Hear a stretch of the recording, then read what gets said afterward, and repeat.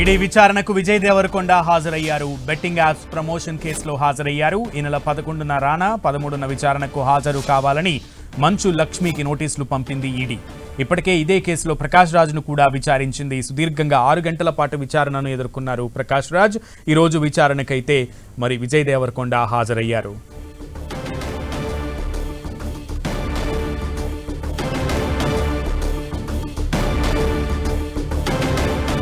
ED విచారణకు betting apps promotion కేసులో వివరణ ఇవ్వడానికి విజయ్ దేవరకొండ హాజరయ్యారు. పూర్తి సమాచారం మా ప్రతినిధి సునీల్ అడిగి తెలుసుకుందాం. సునీల్, బెట్టింగ్ యాప్ ప్రమోషన్ కేసులో ఎన్ఫోర్స్మెంట్ డైరెక్టర్ కార్యాలయం ముందు కొద్దిసేపు క్రితమే హీరో విజయ్ దేవరకొండ విచారణకు హాజరు కావడం. విచారణకు వచ్చినటువంటి సమయంలో అన్ని వివరాలు తీసుకొని తాము వచ్చినాక అంటే విచారణ అంతా కూడా కంప్లీట్ అయిన తర్వాత మీడియాతో ఖచ్చితంగా మాట్లాడతానంటూ కూడా విజయ్ దేవరకొండ మీడియాతో మాట్లాడి లోపలికి వెళ్ళిపోయినటువంటి పరిస్థితి మనం చూడొచ్చు. ప్రస్తుతం అతనితో పాటు కొంతమంది తన సహచరులు కూడా వచ్చారు. కానీ లోపలికి మాత్రం కేవలం విజయ్ దేవరకొండ ఒక్కరిని మాత్రమే లోపలికి అనుమతించడం జరిగింది. ప్రస్తుతం విజయ్ దేవరకొండని మరికాసేపులోనే పూర్తిగా ఎన్ఫోర్స్మెంట్ డైరెక్టర్ అధికారులు బెట్టింగ్ యాప్ ప్రమోషన్ సంబంధించినటువంటి కేసులో అన్ని ఆధారాలు కూడా రాబట్టే అవకాశం ఉంది. గతంలో చేసినటువంటి బెట్టింగ్ యాప్ ప్రమోషన్ ఏ విధంగా చేశారు, ఏ విధంగా డబ్బులు ట్రాన్సాక్షన్ జరిగింది, ఏ విధంగా ఒప్పందాలు చేసుకున్నారు, వీటన్నిటికి సంబంధించిన అంశాలపై కూడా ఈడీ అధికారులు పూర్తిగా ఊపిలాగే అవకాశం ఉంది. సాయంత్రం వరకు కూడా మనం చూడొచ్చు. గత విచారణలో అటు నటుడు ప్రకాష్ రాజ్ ని సుదీర్ఘంగా 6 గంటల పాటు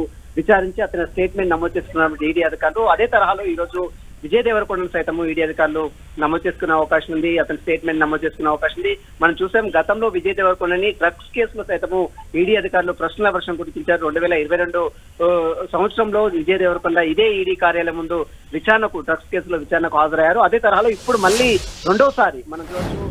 ఇప్పుడు బెట్టింగ్ యాప్ ప్రమోషన్ కేసులో సైతం ఇప్పుడు ఈడీ విచారణకు విజయ్ దేవరకొండ హాజరవుతున్నటువంటి పరిస్థితి కనబడుతుంది. ఇక సాయంత్రం వరకు కూడా ఈ విచారణ కొనసాగే అవకాశం ఉంది. బెట్టింగ్ యాప్ ప్రమోషన్ సంబంధించినటువంటి అన్ని వివరాలపై కూడా విజయ్ దేవరకొండని ఈడీ అధికారులు ప్రశ్నల వర్షం కురిపించే అవకాశం ఉంది.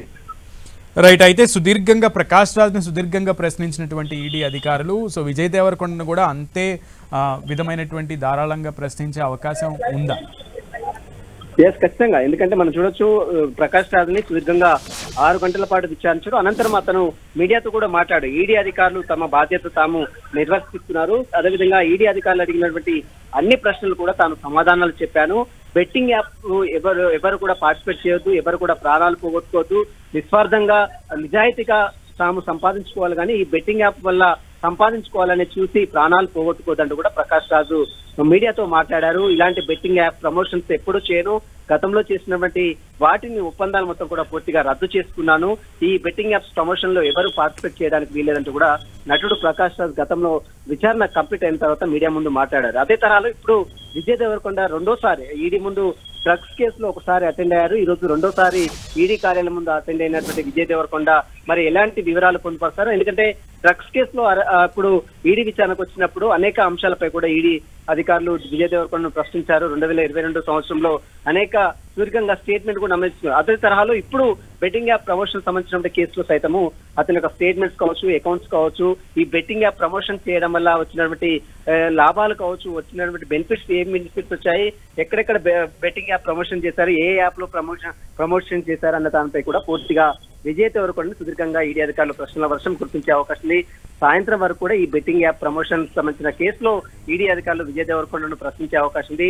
మనం చూడొచ్చు బెట్టింగ్ యాప్ ప్రమోషన్ వల్ల తెలంగాణ రాష్ట్రంలో కావచ్చు, యావత్ అన్ని రాష్ట్రాల్లో కూడా చాలా మంది డబ్బులు పోట్టుకొని అర్థాంతరంగా ప్రాణాలు కోల్పోతున్నటువంటి నేపథ్యంలో తెలంగాణ పోలీస్ శాఖ ఈ బెట్టింగ్ యాప్ ప్రమోషన్ సంబంధించిన విషయంలో చాలా సీరియస్ అయింది.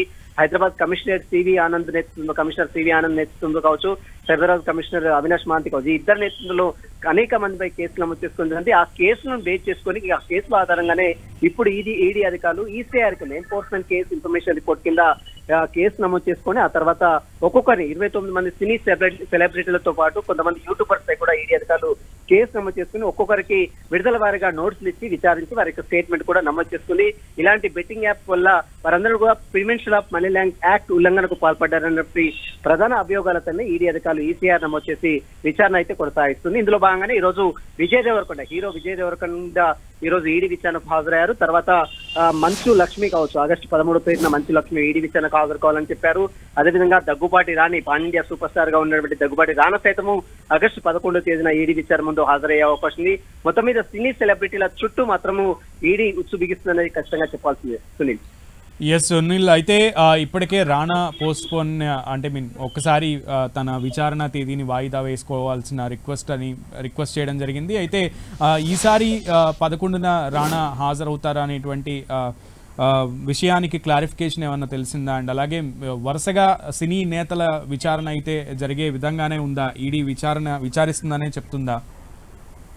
ఎస్ ఖచ్చితంగా, ఎందుకంటే గత విచారణ హాజరు కావాలని గతంలోనే దగ్గుబాటి రానాకు నోటీసులు సర్వ్ చేశారు. కానీ ముందస్తు బిజీ షెడ్యూల్ వల్ల తాను విచారణకు హాజరు కాలేకపోతున్నాను, తనకు మరొక డేట్ ఇవ్వాలంటూ కూడా దగ్గుబాటి రానా ఈడీ అధికారులకు ఒక మెయిల్ ద్వారా తన సమాచారాన్ని అందించిన పరిస్థితి కనిపిస్తుంది. దీన్ని కన్సిడర్ చేసినప్పుడు రానా ఇచ్చినటువంటి మెయిల్ ని కన్సిడర్ చేసినటువంటి ఈడీ అధికారులు ఖచ్చితంగా ఆగస్టు 11వ తేదీన ఖచ్చితంగా ఈడీ ముందు తమ బెట్టింగ్ యాప్స్ ఎక్కడెక్కడ బెట్టింగ్ యాప్స్ ప్రమోషన్ చేశారో వాటికి సంబంధించిన వివరాలతో పాటు ఆ బెట్టింగ్ యాప్ ప్రమోషన్ చేయడం వల్ల వచ్చినటువంటి లాభాలకు సంబంధించినటువంటి బ్యాంక్ ట్రాన్సాక్షన్స్ ఏ విధంగా చెక్ రూపంలో జరిగిందా, అది బ్యాంక్ ట్రాన్సాక్షన్ జరిగిందా, ఏది జరిగింది, వాటిపై కూడా పూర్తి వివరాలు సమర్పించాలంటూ కూడా దగ్గుబాటి రానాకు మరొకసారి ఈడీ అధికారులు నోటీస్ సర్వ్ చేశారు. ఈ నెల 11వ తేదీన దగ్గుబాటి రానా విచారణకు హాజరు కావాలంటూ కూడా మరొకసారి. సునీల్, ప్రకాష్ రాజ్ ముందు ఎన్ని ప్రశ్నావళి ఎంత ఉంచారు, ఇప్పుడు అలాగే విజయ్ దేవరకొండ ముందు ప్రశ్నావళి ఎంత ఉంచే అవకాశం ఉంది, దాని గురించి ఏమైనా డీటెయిల్స్ బయటకు వచ్చాయా? ఎస్ ఖచ్చితంగా, ఎందుకంటే మనం చూడొచ్చు ప్రకాష్ రాజు విచారణ కంప్లీట్ అయిన తర్వాత ఎలాంటి ప్రశ్నలు అడిగారు, తాము ఎలాంటి సమాధానాలు చెప్పారు అన్న వివరాలపై కూడా ప్రకాష్ రాజ్ కొన్ని విషయాలపై కూడా క్లారిటీ ఇవ్వడం జరిగింది. బెట్టింగ్ యాప్ ప్రమోషన్స్ గతంలో చేశాను, ఆ ప్రమోషన్ చేసిన దానికి మళ్ళీ ఒప్పందాలన్నీ కూడా రద్దు చేసుకున్నాను, ఇప్పుడు ఎవరు కూడా ఎక్కడ కూడా నేను బెట్టింగ్ ప్రమోషన్ చేయడం లేదు, బెట్టింగ్ యాప్ ప్రమోషన్ చేయడం లేదు, ఏ యాప్ లో చేశానో ఏ విధంగా డబ్బులు వచ్చాయో అన్న దాని వివరాలపై కూడా ప్రకాష్ రాజ్ క్లారిటీ ఇవ్వడం జరిగింది. ఎక్కడ కూడా నేను డబ్బులు తీసుకోలేదు, కేవలం ఫ్రీ అడ్వర్టైజ్మెంట్ మాత్రమే ఇచ్చానంటూ కూడా గతంలో ప్రకాష్ రాజ్ చెప్పారు. అదే తరహాలో ఈ రోజు విజయ్ దేవరకొండ సైతం అదే తరహాలో అటు ఈడీ అధికారులు ప్రశ్నల వర్షం కురిపించే అవకాశం ఉంది. ఎక్కడెక్కడ బెట్టింగ్ యాప్ ప్రమోషన్ చేశారు, ఏ యాప్ల ద్వారా చేశారు, ఆ యాప్లకు ఎంత మొత్తంలో మీరు డబ్బులు తీసుకున్నారు, ఎంత మొత్తంలో అగ్రిమెంట్ చేసుకున్నారు, అగ్రిమెంట్ సంబంధించినటువంటి కాపీలు కావచ్చు, అగ్రిమెంట్ సంబంధించినటువంటి సైన్ ఏ విధంగా చేశారు, ఏ విధంగా ఒప్పందాలు జరిగాయి, ఏ విధంగా డబ్బులు ట్రాన్సాక్షన్ జరిగింది, అది డబ్బులు చెక్ రూపంలో జరిగిందా, మనీ బ్యాంక్ రూపంలో జరిగిందా, వీటన్నిటికి సంబంధించిన విషయాలపై కూడా ఈడీ అధికారులు విజయ్ దేవరకొండని పూర్తిగా ప్రశ్నించే అవకాశం. ప్రస్తుతం అయితే విజయ్ దేవరకొండ ఈడీ విచారణ ఈడీ కార్యాలయం లోపలికి వెళ్ళాడు. ఈడీ విచారణ మరి కాసేపట్లోనే స్టార్ట్ అవుతుంది. సాయంత్రం వరకు సుదీర్ఘంగా ఈడీ అధికారులు విజయ్ దేవరకొండ ప్రశ్నించిన తర్వాత పూర్తిగా విచారణ కంప్లీట్ అయిన తర్వాత విజయ్ దేవరకొండ కూడా మీడియాతో కూడా మాట్లాడే అవకాశం ఉంది. సునీల్. ఓకే సునీల్.